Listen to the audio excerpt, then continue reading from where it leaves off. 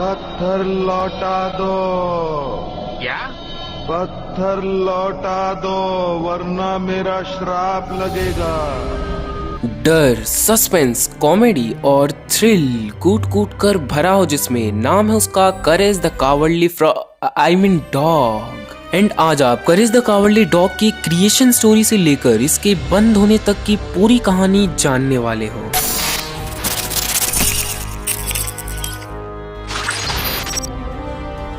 Courage the Cowardly dog एक American animated comedy horror television series है जिसे John R डिलवर्थ ने खास कार्टून नेटवर्क चैनल के लिए बनाया था। इसकी पूरी स्टोरी मुख्य रूप से करेज नाम के एक एंथ्रोपोमोर्फिक डॉग के आसपास घूमती है। एंथ्रोपोमोर्फिक मतलब इंसान रूपी जानवर जो इंसान की तरह दो पैर पर चले, हंसे, रोए, मतलब इंसानों जैसे सभी काम करे। इस कार्यक्रम को रोककर हम आपके लिए लाए हैं करेज द कावर्डली डॉग शो। ये इंट्रो तो आपको बहुत अच्छे से याद होगा। इसमें बताया गया है कि करेज एक डरपोक डॉग है जो म्यूरियल और उसके पति के घर में एक अनजान सी जगह पर रहता है। नाउ ये घर सबसे अलग है क्योंकि यहाँ रोज कुछ न कुछ क्रीपी चीजें जरूर होती हैं। कभी स्पेस से एलियन आते हैं तो कभी मम्मी जिंदा होकर उनसे पत्थर मांगने लगती है, और इन सभी तरह के खतरों से इस फैमिली को बचाता है अपना करेज। यहाँ एक फन फैक्ट सुनो, म्यूरियल ने एक डॉग को बहुत सुनसान इलाके में अकेला देखा था जहाँ किसी का इतने डर के साथ जिंदा रह पाना कोई आम बात नहीं था। इसीलिए म्यूरियल ने उस डॉग का नाम करेज रख दिया, हिंदी में बोले तो शेर दिल। और अंत में वो करेज को अपने घर में रखने के लिए ले आई। The back story of Courage the Cowardly Dog. 14 फरवरी 1963 को जन्म हुआ American animator, actor, director, writer, story board artist, producer and Courage the Cowardly Dog के क्रिएटर जॉन आर डिलवर्थ का। New York school of visual arts में अपनी college की पढ़ाई करते हुए जॉन डिलवर्थ ने अपने खुद के एनिमेशंस बनाने शुरू कर दिए थे। साल 1985 में अपनी बैचलर ऑफ फाइन आर्ट्स की डिग्री कंप्लीट करने के ठीक 5 साल बाद उन्होंने अपनी खुद की एक कंपनी बनाई जिसका नाम है स्ट्रेच फिल्म्स। स्ट्रेच फिल्म्स एक एनिमेशन स्टूडियो है जहां पर जॉन डिलवर्थ खुद एक आर्ट डायरेक्टर बन गए और कुछ एनिमेटर्स की टीम बनाकर एनिमेशन शोज को प्रोड्यूस करने का काम करने लगे। उन्होंने अपने आइडियाज को कई एनिमेटेड शॉर्ट मूवीज के रूप में दुनिया के सामने प्रदर्शित किया, और उन्हीं कुछ शॉर्ट्स में से एक शॉर्ट था the chicken from outer space, जिसे जॉन डिलवर्थ ने साल 1996 में क्रिएट किया था। जॉन डिलवर्थ ने इससे पहले भी कई अवार्ड विनिंग एनिमेटेड शॉर्ट्स बनाए थे जैसे the limited bird, When Lily Lenny Moved In and one of the most popular shows The Dirty Birdie। But 1996 में आई 7 मिनट्स का ये शॉट इतना खास इसलिए था क्योंकि इसी ने पूरे दुनिया में आपके और मेरे जैसे कई छोटे छोटे बच्चों के चाइल्डहुड मेमोरीज में हॉरर कार्टून शोज की कमी को पूरा किया। कैसे? करेज द कावर्डली डॉग को एग्जिस्टेंस में लाके the water cartoon show. Yes, इसके बिना करेज द कावर्डली डॉग कभी होता ही नहीं। तो क्या था ये the water cartoon show? Well, 20 फरवरी 1995 को कार्टून नेटवर्क ने एक ऐसे सीरीज की शुरुआत की जिसमें हर हफ्ते एक न्यू शो को टीवी पर ब्रॉडकास्ट किया जाता था।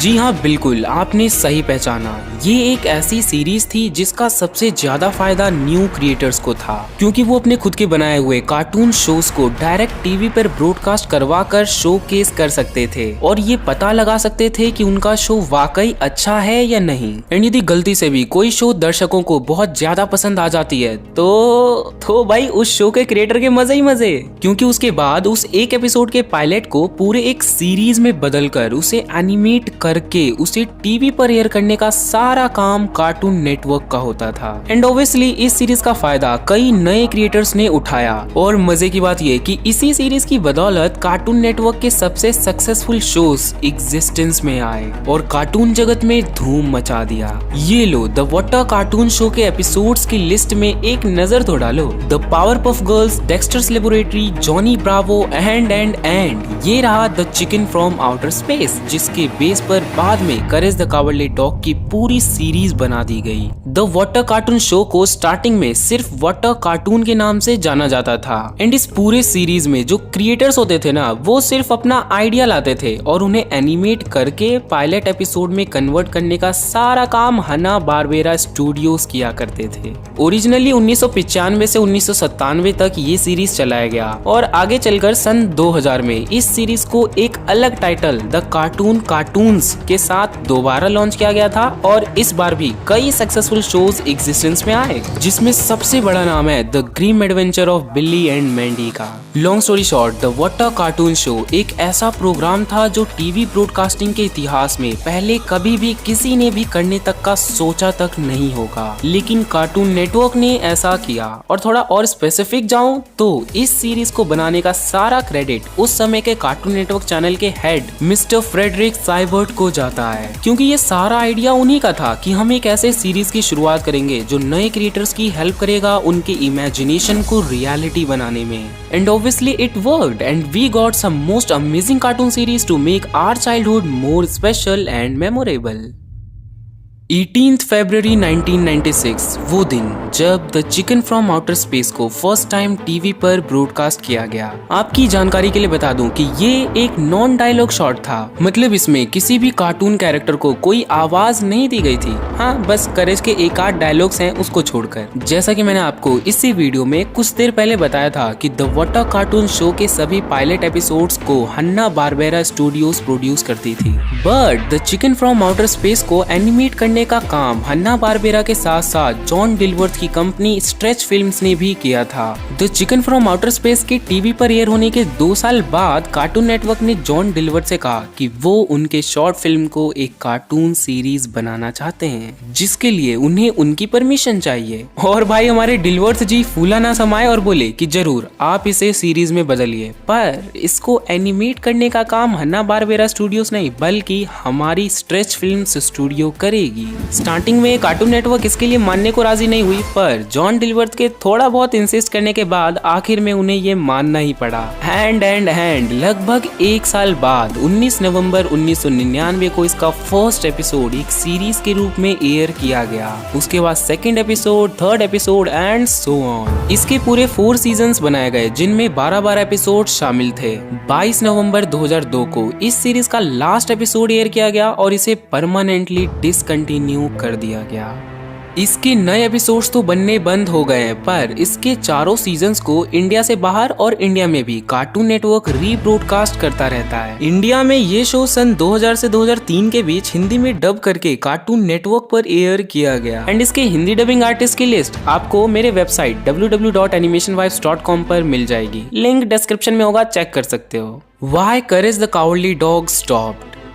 करेज द कावर्डली डॉग को कैंसिल क्यों किया गया? कुछ लोग कहते हैं कि ये शो बहुत डरावना था, जिसे देखकर बच्चे डरावने सपने देखा करते थे एंड इसी चीज की कई बार पेरेंट्स के द्वारा शिकायत की जाती थी, जिसके कारण ये शो डिसकंटिन्यू कर दिया गया और इसके नए एपिसोड्स नहीं बनाए गए। अब ऐसा कहा जाता है, जो कि ऑब्वियसली कंफर्म नहीं है, क्योंकि ये शो ऐसे किसी भी रीजन के कारण तो बंद नहीं हुआ था, बल्कि जॉन डिलवर्थ के डिसीजन के कारण हुआ था। जॉन डिलवर्थ चाहते तो इस शो को और आगे बढ़ा सकते थे, परंतु उन्होंने ऐसा नहीं किया, क्योंकि उनके पास और भी ढेर सारे ऐसे आइडियाज थे जिनके ऊपर वो काम करना चाहते थे। स्ट्रेच फिल्म्स के यूट्यूब चैनल को यदि आप विजिट करोगे तो आपको पता चलेगा कि पिछले 11 साल में जॉन डिलवर्थ ने कितने सारे कार्टून सीरीज पर काम किया है। देखो, करेज द कावर्डली डॉग चाहे किसी भी रीजंस के कारण बंद क्यों ना हुआ हो, इतना तो जरूर है कि ये शो हम सब के लिए हमेशा मेमोरेबल रहेगा। एक ऐसा शो जिसकी स्टोरी इतनी अच्छे से लिखी गई है कि उसे देखकर हम डर के मारे कांपने तो जरूर लगते हैं, लेकिन साथ साथ उसे एंजॉय भी करते हैं। और हाँ, इस सीरीज ने सिर्फ लोगों के दिलों को ही नहीं बल्कि कई अवार्ड्स भी जीते हैं और ऑस्कर्स के लिए नॉमिनेट भी हुई, परंतु जीत नहीं पाई। फरवरी 2017 में अपलोड हुई इस वीडियो में जॉन डिलवर्थ ने अपने short movie the chicken from outer space के ऊपर ढेर सारी बातें करते हुए ऐसे कई राज खोले जिसे आप खुद कभी नहीं जान पाते।